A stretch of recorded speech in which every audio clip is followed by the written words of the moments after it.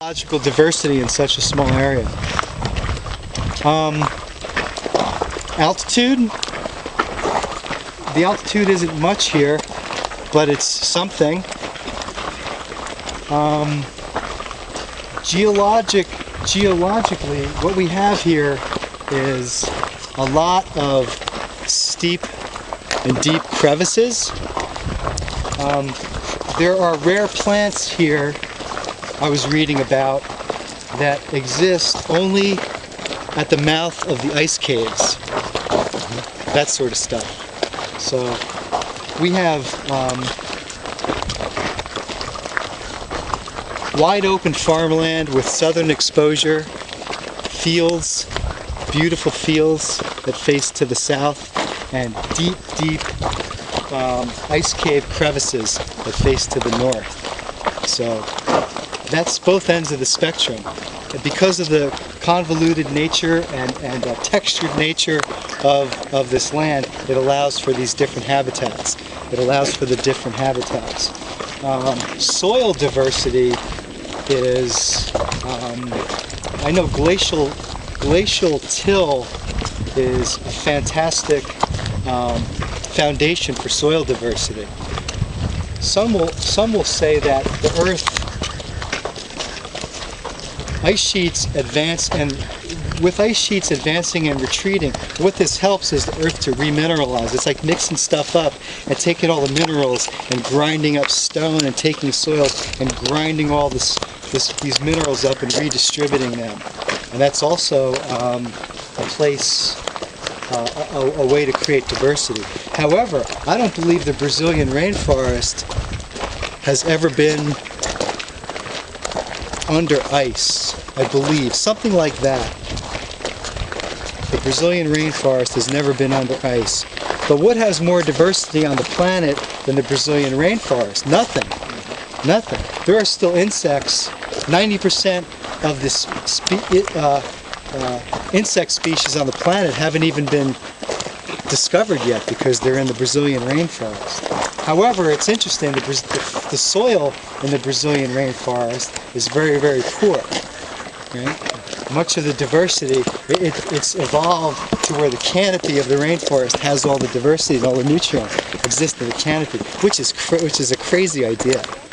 That the soil is poor and the canopy is rich. Here, it's the opposite. Is there any,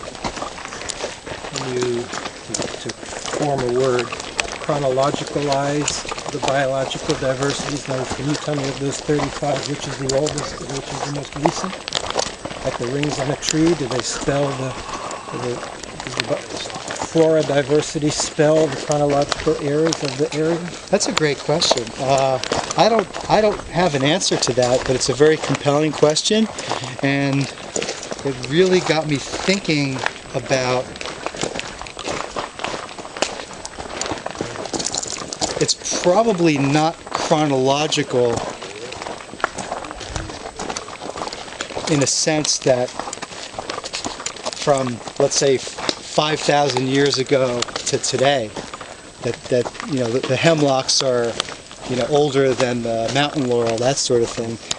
But I think that it's the terrain itself that dictates what's evolving in this moment. And if there was a great change in terrain, huge rock fall, and all of a sudden this ancient hemlock forest was opened up, and all of a sudden all the sun can hit it, then more recent plants are going to now evolve.